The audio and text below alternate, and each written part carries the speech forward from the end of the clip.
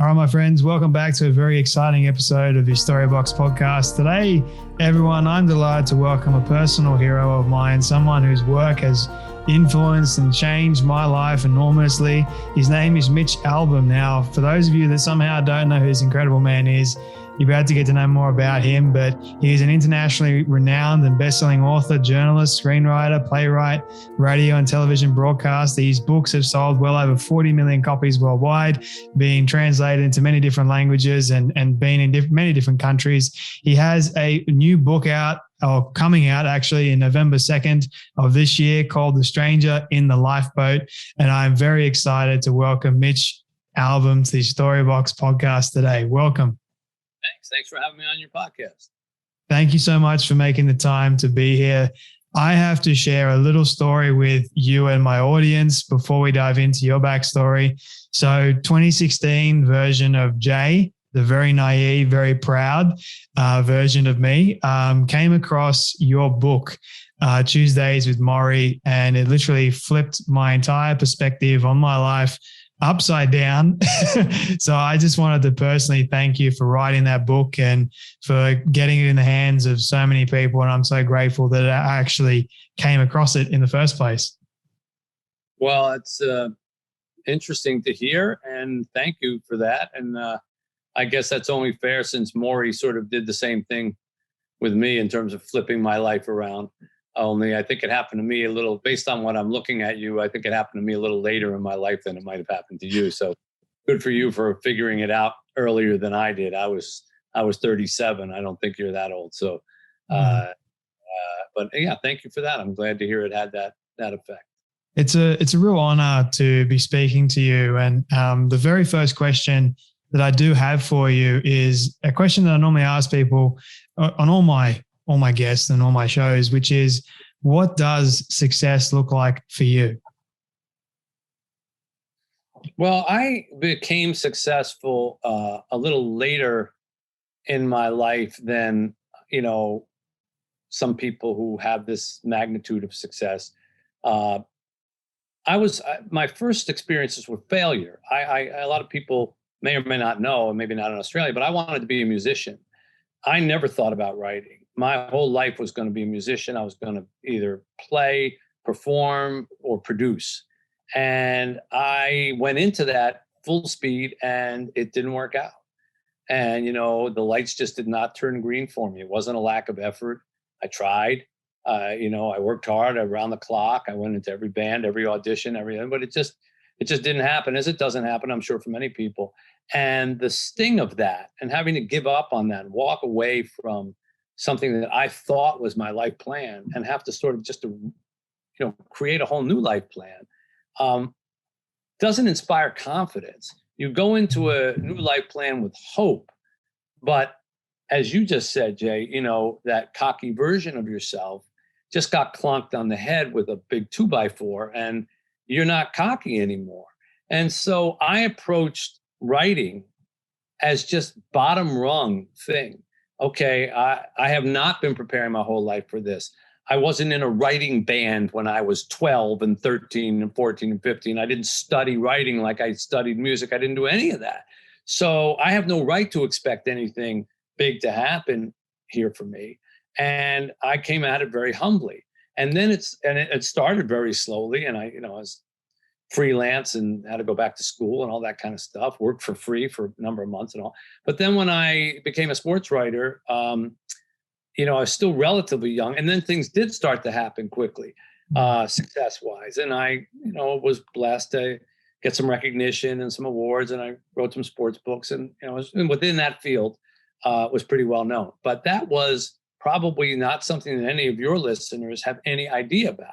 So all those years that went by, I was a sports writer, and the sports writing here, sports broadcasting in America, is a world with a dome on it. You can get up to the top of the dome, but that's about it. And it wasn't until I was 37 that I wrote Tuesdays with Maury. And it wasn't until I was 39 that it came out. And it wasn't until I was 40 or 41 that it started to really become this thing selling and change. So success for me was a long time in coming. And then that book I just wrote to pay Maury's medical bills. And I intended not to keep any of the money. And the money they gave us, you get an advance for writing a book. I gave that all to Maury.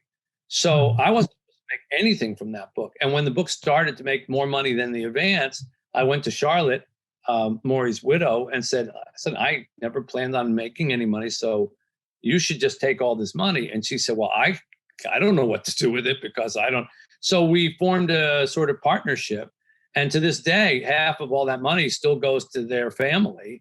And on my end goes into a foundation, part of it to what's called Tuesdays with Mitch Foundation, helps me do a lot of charity work. So even that success wasn't financial. It was more like, well, people know who you are now. And so, it was slow in coming. And what it means to me now at my age is the ability to help other people.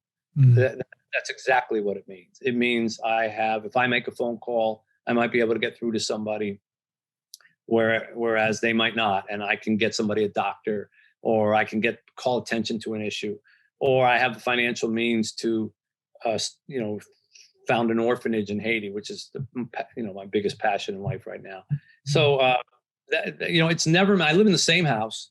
I'm talking to you right now in the same house before I wrote Tuesdays with Maury as now. I might as well be driving the same car. My cars are, decades old, and well, not decades, but more than a decade. And I'm wearing about the same clothes that I was wearing back then too. So it never manifested itself in anything material to speak of, but it does enable you to do things that you want to do and that you're passionate about. I appreciate you sharing that story. It's quite humbling for me to hear, because why I do what I do now is to help people as well. And you're right, like sometimes you want life to go a certain way, but it's funny because God kind of redirects you in the path that he wants you to go on. And that's what I've had, but like I resisted, and that's where the pride and the ego also came into play as well, which didn't end well for me. Doing okay. You look fairly healthy, and you're hosting a nice show. So the great John Lennon quote, life is what happens to you while you're busy making plans. That has been the story of my life. And almost every major thing that has happened in my life that has mattered the most has taken me by utter and complete surprise. Where do you find the inspiration to write the kind of books that you do write today? Well, it's probably the same place that I've always found the inspiration for my stories. I am inspired in nonfiction by people who move me, and the stories that I hear people tell. And I was always a kid that listened to stories.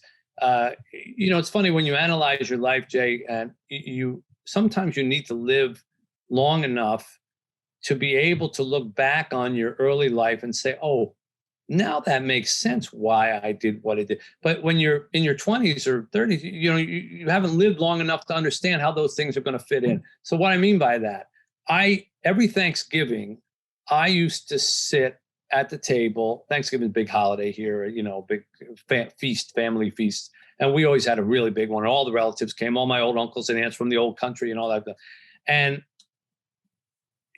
I look back on it, and after dinner was served, the old people started telling stories, and all the other kids ran from the table. Like, let's just go downstairs and play. Let's get away from them. We don't get stuck at the table with them. And I always just sat there like this, and I would just, listen to them tell their stories. And I always enjoyed listening to their stories. I just enjoyed the rhythm and the cadence of it. And I had a loud family, and I learned that if you want to hold the audience, you got to get to the point of the story. So, for example, I had an aunt, who used to tell, she got bogged down in the stupidest details. So she would say, well, wasn't it back in 1945, or maybe it was 40, it was 46. No, it was 45. And I would go, shut up, we don't want to hear you. And then my uncle, Eddie, he would say, so there we were in the war, see?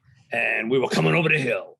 and the smoke was up there and the guys were there, the shooting was going on. And I said, wow, he's got the crowd, look at, they're all hanging on the edge.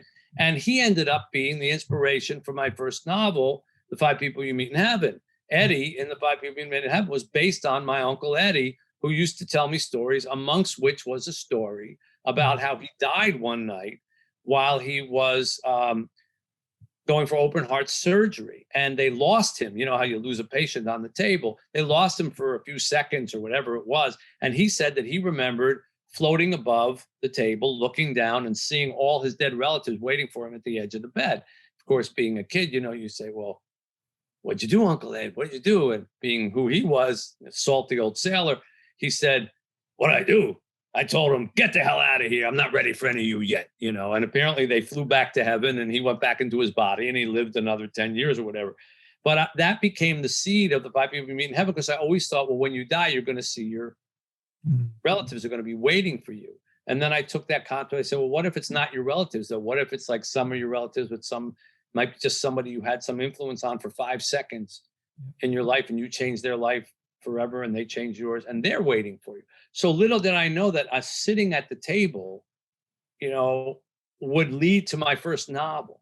And so I say all of my inspiration comes from like the people I've met and the stories they have told me that somehow sit in the back of my brain until it's time for me to expel them through a new creative form, that being a novel or that being a nonfiction book or whatever. You can't plan on that. You just, the one thing you can't do is be shy, and you can't be a person who doesn't meet other people, because if you don't meet other people, you're not going to be inspired to do anything else. So I've kind of always put myself out there, and I meet a lot of people. I talk to a lot of people, and sure enough, they end up mixing around in whatever this mess is in my head and eventually coming out. I can relate to you on the loving stories aspect. I mean, I was always a curious kid and I'd always ask adults questions. Never really got on well with kids my own age for some reason. Always loved listening to adults. And my grandfather especially, the way he told stories was, it would enamor me. Like I just like soak it all up, So I can relate to that front. But one thing that I am curious about, Mitch, is when would you say has been your most vulnerable moment in writing any of your books? Oh, I can tell you that easily. The last one that I had out called Finding Chica. Yeah. First book I ever wrote. Most vulnerable that I had to be. Credit to my editor, Karen Rinaldi, who said to me in some of the earlier passages, you got to dig deeper and you got to admit more about yourself. This is great about Chica, your little girl and all that, but you got to talk about who you were, and you're going to have to bring some of the stuff that maybe you don't like about yourself, including the fact that, like I was responsible for delaying my wife and I having children until we couldn't have them anymore, basically. And felt guilty about that for years. And then having to deal with a child who, Chica, for people who don't know, was a little girl from our orphanage who was born 3 days before the terrible earthquake of 2010. Now there's the terrible earthquake of 2021. And she came to us and, she developed a brain tumor when she was 5 after having lived with us for 3 years. And we brought her to America thinking that we could just get it taken care of and that would be it. And she never went home. And so she became our daughter. And for 2 years, we traveled around the world trying to find a cure. And in the midst of that, she just broke through everything that I had. And I think my wife had any kind of defenses. And we could not have loved a child more if she looked exactly like us. And to lose her, to have that, to finally have that joy in your life, and then to lose it after 2 years in agonizing fashion was... I actually, Jay, I got sick, physically sick, writing that book.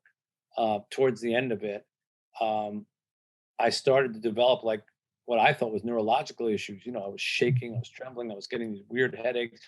I would get shivers and heat flashes. I'd be dizzy when I was walking, and I ended up going to a lot of doctors and saying something the matter with me, and they did a battery of tests and finally, they asked me what I was doing. And I said, well, I'm writing this book I'm finishing this book. And they said, well, maybe, that has something to do with it. That and the 10 cups of coffee that you've been drinking and of course they were right. But even after it came out later that year, and I went on tour to talk about it. And unfortunately, I had to speak about it every night. I had to tell the story, which was funny. And, Chica was hysterical, and I had videos and I had footage and I had music montages that were behind me, and I would throw to them. And it was a laughing, crying event for everybody. But at the very end, I would always have to say about how she died. And I'd end up crying every single night that I went out and spoke, and I got sick again. And I thought I had a brain tumor. I had a pounding in the back of my head that was so strong for a month that I said, there has to be something there. And finally, the neurologist said to me, you can't keep going out and telling the story night after night around the country and around the world. We know you want to do it and you want to, spread word about the book, but it's killing you. And I had to stop. And then COVID came and took care of that for me, which was maybe, fate's way of saying, stay at home. But easily that book, most vulnerable, most difficult. I appreciate you being vulnerable again and sharing that, because when I did read Finding Chica, it was an emotional roller coaster ride for myself. And then when we get to the end, I was like, no. And I was just like an absolute mess, more than I was a mess when I read Tuesdays with Maury, and more than I was a mess when I read the next 5 people you meet in heaven, and then the book after that one that you wrote. So, you do write very powerful and emotional books, but they do pack a very good punch, if I can say that. Like they carry so many great lessons for people to use in their own life. And I just wanted to, it's honestly amazing that you do have that ability, So for a young person, especially, like, to take that on board, I think it's very needful. So if you could, Mitch, go back to your younger version of yourself, say your early 20s, and give yourself one piece of advice, what would you give yourself? Children. Yeah. I think I thought for a long time that, I was on a very fast career trajectory, and I just thought that I would lose the momentum, if I stopped. First, to get married, and second, to have children. I lost the marriage battle eventually, but not till I was 37, and had dated my wife Janine for 7 years, and I kept thinking, well, we can wait a few more years to have kids, and then it was too late. And given how big children are in my life right now, which they are the absolute dominant factor. I spend more time with the kids that we have in our orphanage in Haiti, and kids here in Detroit. I run charities here in Detroit too, but the Haiti thing is really where my heart is. I'm there every month. There sometimes 2 weeks out of the month. And we've got 53 children that we raise there. And I've got a number of them are up here in the house with me now. And we've got 4 in university right down the road that are here year round, and more coming every year. And I would have liked to have been able to experience that with my own kids when I was young enough to tackle them. Now I kick the soccer ball a little bit, but I say, and they say, come on, Mr. Mitch. They call me, come on, Mr. Mitch, play basketball with us. I said, I really would like to, but I'm going to rip a muscle and I'm going to be out for 6 months. And, that's the older person talking. I would have liked to have seen what it was like as a younger parent. So I would have advised myself that. But I think everybody has something that they would go back to their younger self and say, do this or do that. Unless you've led a very blessed life, or a very unaware one. I remember reading once Mahatma Gandhi said he said a million brilliant things, but one that doesn't get a lot of attention, but I always thought was really brilliant, was they asked him about some issue. I don't want it. And when he said what it was, they said, well, that's different than what you said, 3 years ago. And he said, well, I would hope that as I get smarter, I have different opinions about the things that I said before. I would hope I wouldn't answer the same way, or that would mean I wasn't growing. And I think that that's the way that I've looked at it too. It's easy for you to ask me a question like that now, and easy for me to answer. But that just shows you that life is growth, and you learn things as you get older. Probably if we do this interview 20 years from now, if God gives me 20 more years, and you say, if you could go back to the version that was the first time on the show, what would you advise yourself? I'd still be telling myself to do something differently that I didn't do. To be honest with you, I can't wait for that time. I think it'd be another great conversation. I'm all for it. Yeah. Yeah. Well, I know that our time has almost come to an end, but I really do appreciate you making the time. If you want to take a few more minutes. Thank you. I really do appreciate that. Your new book. Sorry, what was that? I realize I've been doing a lot of the talking here. So no, it's all good. I appreciate you actually doing a lot of the talking. Saves me having to do it, which I'm not very good at. But you have this new book out called The Stranger in a Lifeboat. And it's basically, so imagine if we called on God for help and he actually appeared. I want to ask you, so when in your life, when you least expected God to show up, that he has in a big way and has radically transformed who you are and your viewpoints on him? Well, I'll split the question in half because he showed up in my life several times in the last few years. But it didn't change my viewpoint on him because I think I had already come to a conclusion about it at that point. And the conclusion was that there is no telling when God is going to show up in your life. You'll know after it happens. It's like your parents used to say to you, when are ready? You'll know when I tell you. You'll know when are we going to get there. You'll know when I tell you we got there.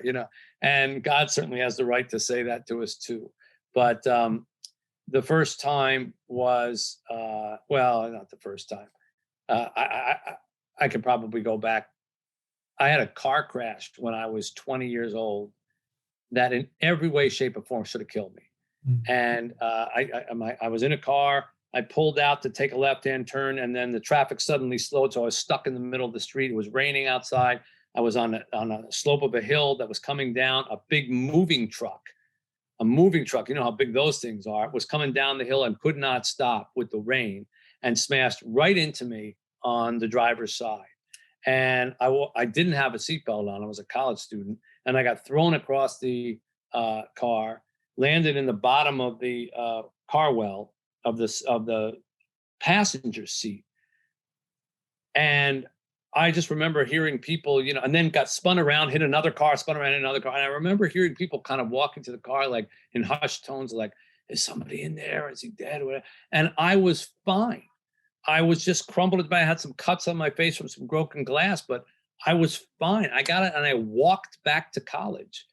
And when I looked at the pictures, because they towed the car and they totaled it, and when they sent me the pictures, it was an accordion. It just looked like that, just up and down. And I walked away from it. And so I always thought, all right, there's a reason for that, and there have been many moments like that in my life.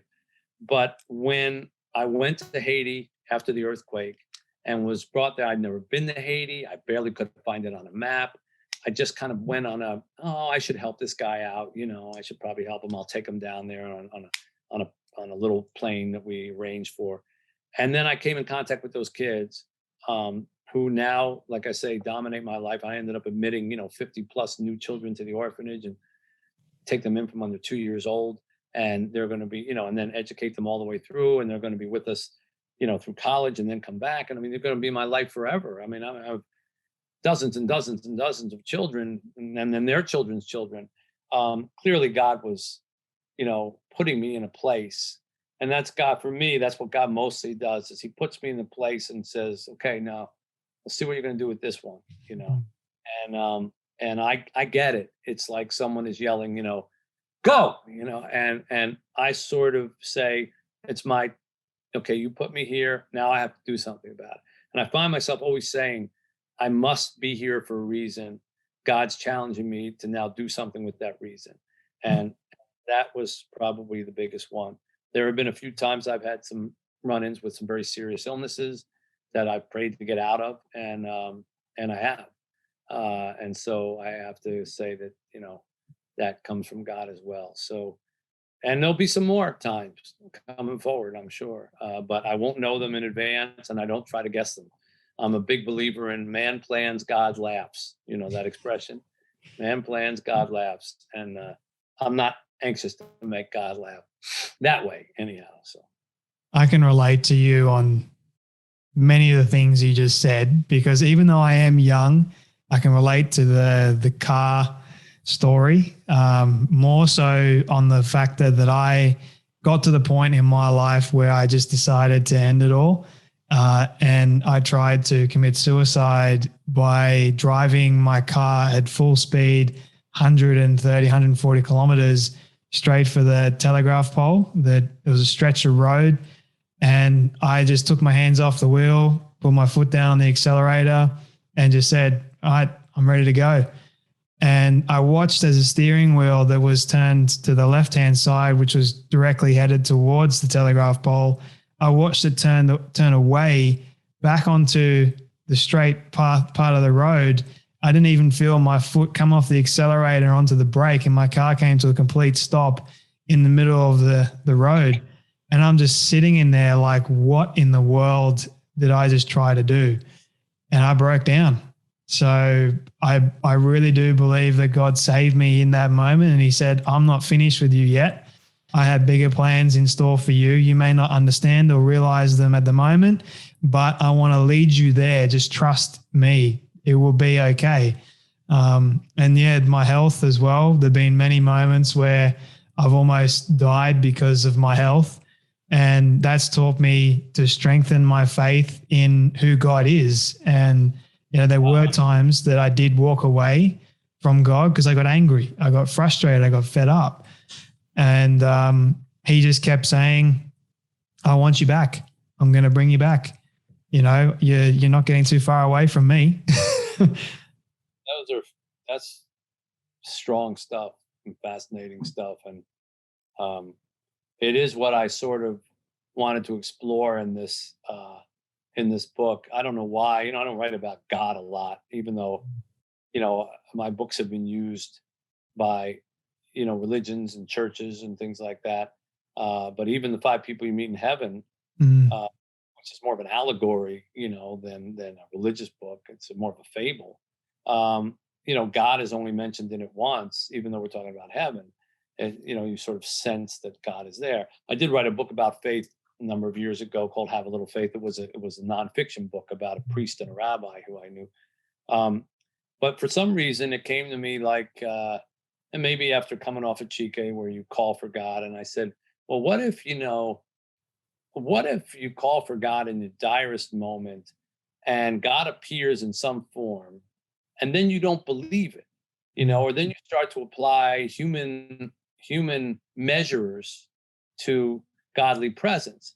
And so I thought, well, what would be a good setting for that? I thought, well, what could be better than a lifeboat? I've always been fascinated by castaway stories. I love those movies, survival. I read all those books about how people live for, I'd be dead in 5 minutes. 5 minutes. Same. There's no question about it. But these people who live, so I took the patch and I fixed it up, and then I put it together and I made condensation from the rain, and I had clean water, and then I made a little still, and then I caught a fish and I gutted it and I took out the liver, and I don't know any of that. I don't know anything like that, but I had to read up on all of it. And I thought, well, let's put everybody in a lifeboat and let's have somebody appear after things have gotten really bad and say, I'm God. And they say, well, you're God. Are you going to save us? And God, as God is wont to do in all forms, at least in the Judeo-Christian history, it's a condition. And he says to them, if you believe, all of you in this boat believe I am who I say I am, then I'll save you. But everybody in the boat has to believe it. And of course, some of these people on the boat, it was a luxury yacht that exploded, and you got a lot of really rich, egotistical people, and you got people who work in the kitchen, and they're all mixed together, and not all of them buy his story. And the other ones are saying, well, if you don't believe, we're not going to be saved, whatever. And so the whole thing about faith and how we rely on one another, there's not enough people in church today. We're not going to get the rain that we need. and it goes on from there, and it's a mystery, but it was a lot of fun to write, and it was much different than Chica. It's much more of almost a movie, and a story, and yet it asks a very fundamental question, and what does God look like, and what do we expect God to look like, and would we accept, if he had flowing white hair and a beard and was 100 feet tall, then would we say that's God versus a 7-year-old? And so it was fun to explore that, and I hope that I hope it's one of those questions that everybody has asked themselves, and they say, oh, there's a book that's kind of written about that. Okay, let me see if I agree with the answers that they came up with, because I think Five People We Meet in Heaven answers a question, or tries to answer a question one way, of what happens when we die, who do we meet? And For One More Day is a question of, we got one day back with somebody, who would it be? What would we do with them? And all of my books sort of have the first phone call from heaven. What if we could actually make a phone call to somebody who'd already died? These are sort of things that I think of, that I figure everybody else is probably thinking this thought at some point or another. And I figure everybody else has probably thought, what would happen if I said, God, please save me, save me? And somebody appears and says, okay, I'm here. And you go, no, wait a minute. I got the wrong number. So that's what the book is about. And it talks, speaks to some of the issues that we're just talking about here. I can't wait to get my hands on it. It comes out November 2nd, I believe, in the States. People can go and pre-order a copy right now, which I highly encourage people to do. If you have enjoyed this conversation so far, Mitch, I am mindful of your time. I do have 2 quick final questions, if that is okay with you. They'll be very, very short. This one is, we'll see how we go. If you could ask a question to anyone alive or dead, who would it be, why, and what question would you ask them? Anyone alive or dead? Anyone alive or dead?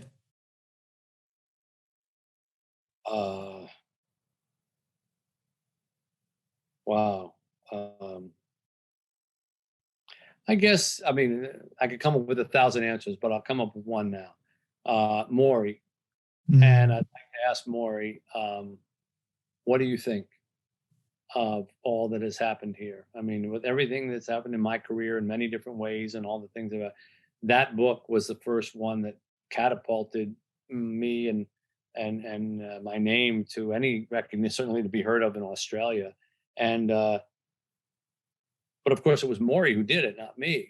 And so wherever I might be known, Maury is better known, and Maury has had a bigger influence. So I'd like to ask him, what do you think of all this? And am I doing an okay job of representing you? Am I, did I handle it right? Am I spreading the message that you sort of wanted me to spread? Maury never read a word of Tuesdays with Maury, not one word. I didn't start writing it until after he died. And I always, I guess first question I would say is, what'd you think of the book? You don't have a copy up here. I have one right here, and here I'll sit here while you read it. So I guess he would be my choice. Wow. My final question for you, Mitch, is my all-time favorite question I ask everyone at the end. It's a hypothetical one, but I want you to imagine with me for a moment that you've been able to reach the age of 100.